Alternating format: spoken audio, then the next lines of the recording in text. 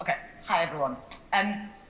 People have always had a past, but history as an academic discipline was developed in the late 19th century to give nation-states an origin story, a myth.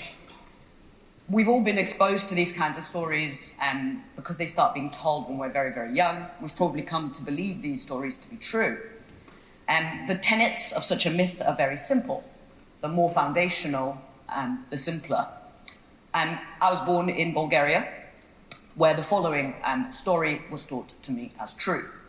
Turkey is our enemy, both past and present. Turkey stands for the Ottoman Empire. The Ottoman Empire ruled the territories of the Balkans for over 500 years. When they conquered the territories of the Balkans, they put an end to a medieval Bulgarian kingdom, our origins hero, and then held on to this territory until the dissolution of the empire at the turn of the 19th century.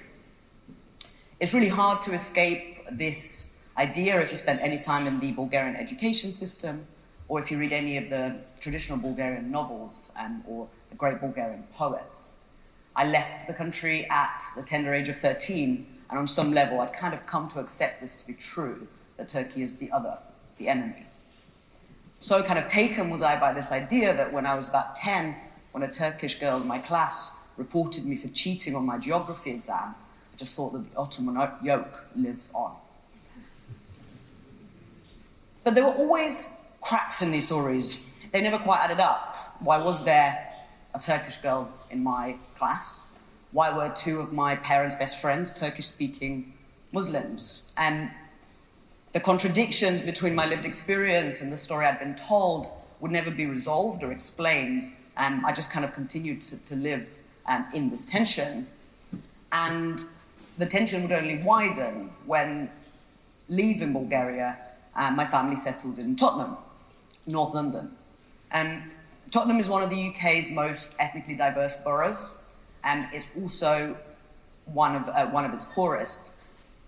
Over 200 languages are spoken in Tottenham, but unbeknownst to my parents, Turkish is Tottenham's second language. So once again, there was a Turkish girl in my class, though this one did not betray me. And there were Turkish grocery stores on every corner. In this new environment, sort of removed from the context of state-based animosity, I found that we seemed to commune with the enemy.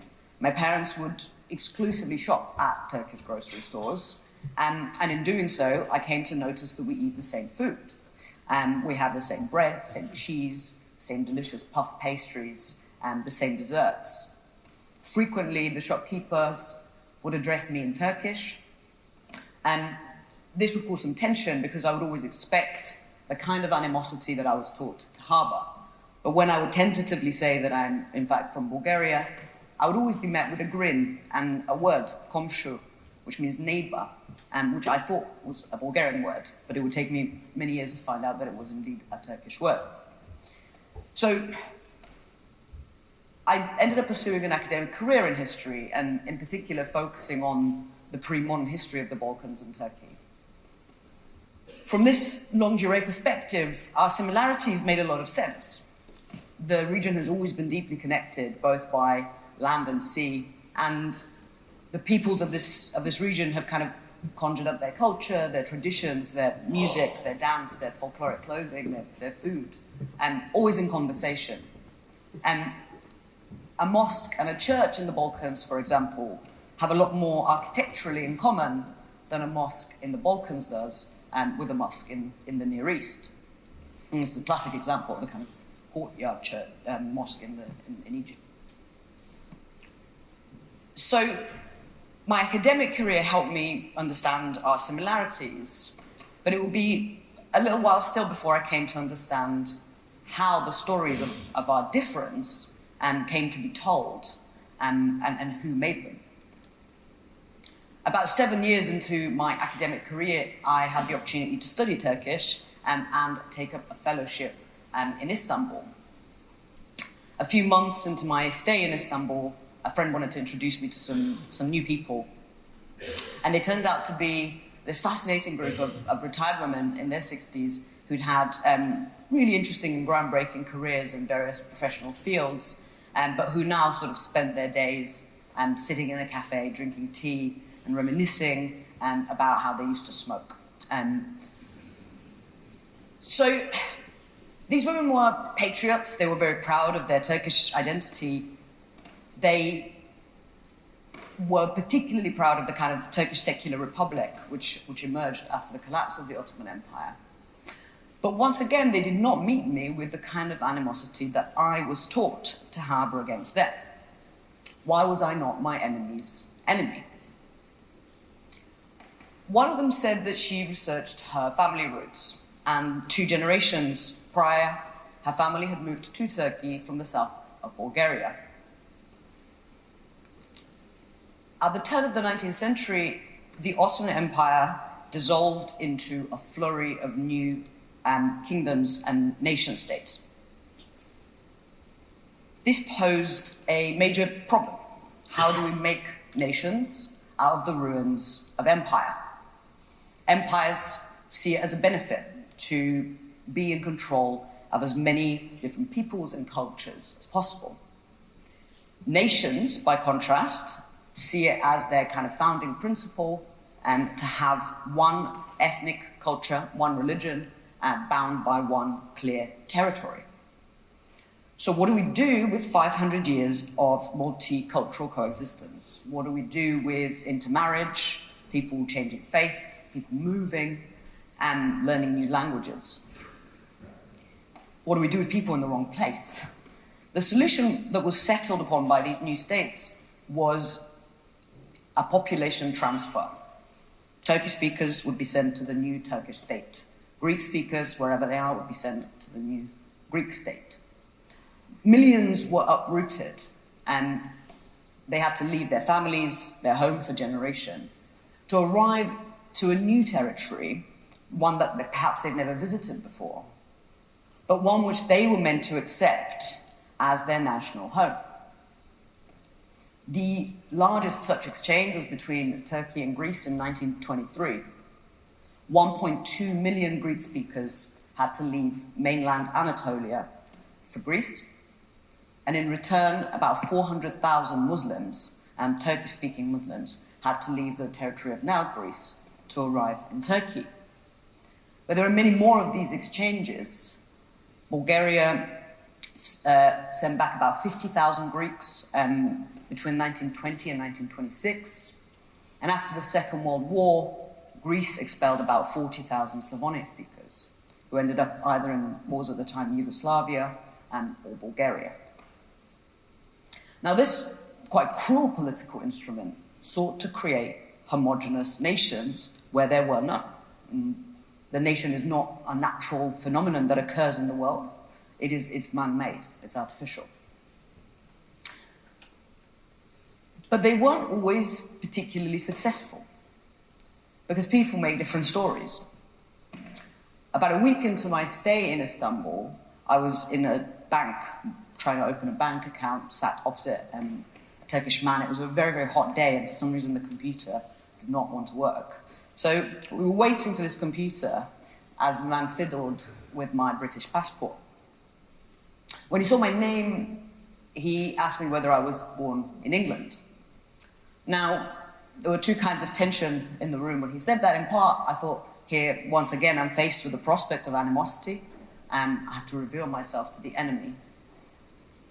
I was also sort of scarred by a longer stay in the UK and the ever-familiar question of where are you really from? Again, though, much like in the Turkish grocery stores in Tottenham, I was met with friendship. I said Bulgaria, and he said komşu, neighbour. My wife's family is actually from Bulgaria. Now, his wife's family is not the story of the kind of first set of population transfers at the turn of the 20th century. Theirs was a more recent story. In the dying days of the Bulgarian Socialist Republic in the 1980s, the state turned on some strong anti-Turkish measures. The stories that I'd been told as a child, they had violent policy consequences. It was made illegal to speak Turkish in public, and it was made illegal to teach Turkish in schools. All Turkish speakers were forced to change their names from sort of Muslim-sounding, Turkish-sounding names to pre-approved, Bulgarian-sounding Christian names. Mehmet became Miroslav. Bahar became Buyana. All these measures culminated in 1988, when 300,000 Turkish speakers were forced to leave Bulgaria. Once again, perhaps for a land they'd never been to before. The fact there were 300,000 Turkish speakers left in Bulgaria after the initial population exchanges at the turn of the century suggests that people stayed, people resisted. And it made me wonder about my family friends.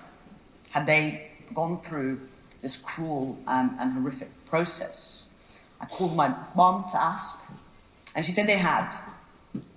After having their names changed, they migrated to Istanbul. They spent just under a decade there before eventually deciding that the stories that we're told notwithstanding, Bulgaria is their home. As I was having this conversation, I began to remember that they actually talked about their time in Istanbul quite a lot when I was a child. They talked about the difficulty that they had learning modern standard Turkish dialect, which had significantly diverged from the dialect spoken in the Balkans. And they even told humorous stories about the absurdity of the name-changing process. It seemed remarkable to me that life could just hum along so gently through an experience of such magnitude. As a historian, you're always desperate to kind of get as close as possible to moments of consequence, to get as close as possible to what it is like to be history, to be part of a major historical process, or to witness a major historical event. Here they were before me in my parents' house for years, and they'd completely passed me by. People and the historical things they go through can just as often be found at the kitchen table as the front line or an oak-panelled room. But these people and the things they go through are often not perceived as historical. They're seen as things to get through or things to deal with. And this is especially the case when they don't align with the stories that we're told as children. Now, I wish I was taught history differently as a child. I wish I was taught about the still little known, but probably hugely traumatic experience of population exchange, instead of the story I was told about faceless animosity. Thanks to my academic career and associated travel, I was able to kind of see how this narrative falls apart at the seams when you get up close to real people and their lives. Much as it saddens me, we can't all be historians of the Balkans. But we can think about history differently. Think about history without borders, without nations, without the guiding principles of us and them, that of heroes and villains. Because these stories have consequences.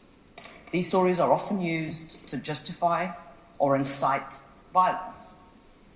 The rise of extreme right-wing politics across Eastern Europe, the expulsion of 300,000 Turks in 1988 in Bulgaria, the Russian invasion of Ukraine, these events were all explained through a simple story like this.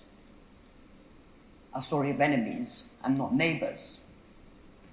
Viktor Orban in Hungary, Putin in Russia, Erdogan in Turkey, they're good storytellers, which is why it's so important that we can identify and resist these stories. Because when we do, we don't just think of others differently, as neighbors instead of enemies, but we also think of history differently, not as something that happens to us, as something that we go through, but as something that happens by us and through us. And that is how we make history. Thank you.